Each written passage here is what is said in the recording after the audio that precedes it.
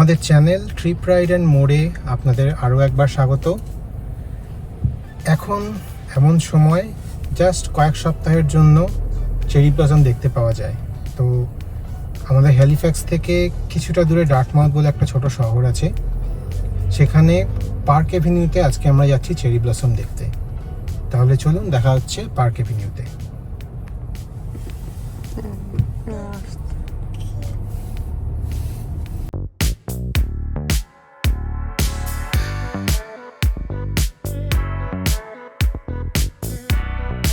এখন বাজে হচ্ছে বিকেল 5:30।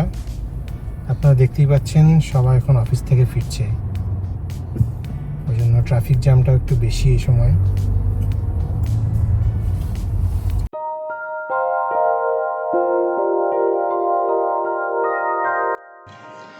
উনিশশো সালে ডুবে যাওয়া বিখ্যাত জাহাজ টাইটানিকের কথা আপনারা সবাই নিশ্চয়ই জানেন। সেখান থেকে যে সমস্ত যাত্রীদের জীবিত উদ্ধার করা হয়েছিল তাদেরও প্রথমে হ্যালিফ্যাক্সেই নিয়ে আসা হয়, এবং পরবর্তীকালে যে সমস্ত মৃতদেহ উদ্ধার করা হয়েছিল তাদের মধ্যে অধিকাংশই হ্যালিফ্যাক্সেই সমাহিত করা হয়েছে। এই ফেয়ারভিউ লন সেমেটারির পিছন দিকেই হয়েছে বিখ্যাত টাইটানিক গ্রেভইয়ার্ড।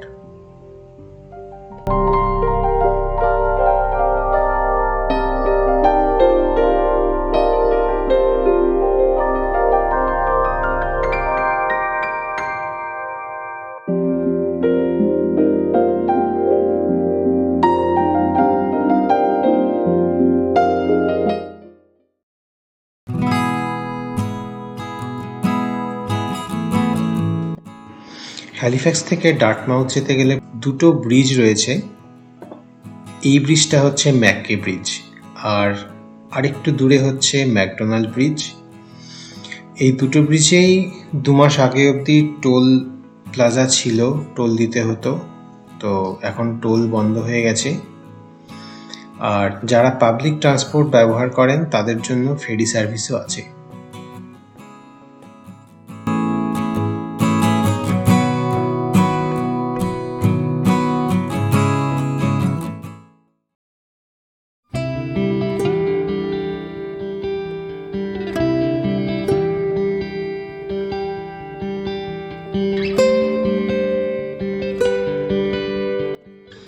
আমরা পৌঁছে গেছি পার্ক এভিনিউ। রাস্তার ডান দিক দিয়ে ফুটে রয়েছে সুন্দর চেরি ব্লসম। তবে ওয়েদারটা এতটা মেঘলা না হলে পরে আরেকটু ভালো উঠতো ভিডিওটা।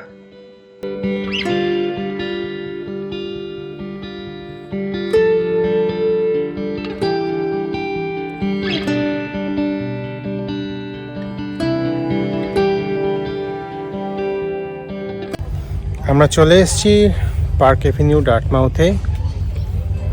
এই হচ্ছে লাইন দিয়ে চেরি ব্লসমের গাছ। আপনাদেরকে একটু ক্লোজ দেখাই কয়েকটা। এই হচ্ছে জাপানিজ চেরি ব্লসম, কালারটা একটু পিঙ্কিশ, ঠিক সাদা নয়, এটা কিন্তু পিঙ্ক কালার।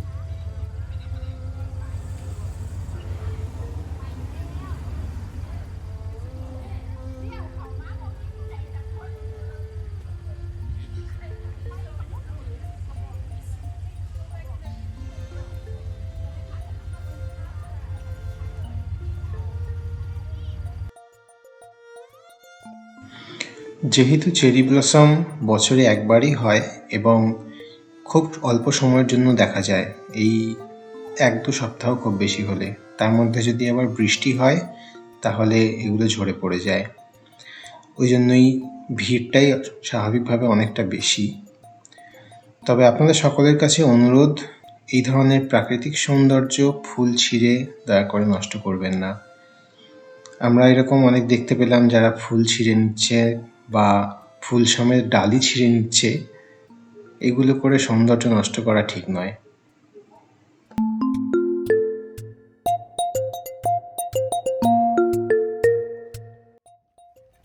এই পার্কটার নাম হচ্ছে লেইটন ডিলম্যান পার্ক। এখন পার্কের ভেতরে একটু যাই, সেখানে গিয়ে আরো কয়েকটা ফটো তুলব।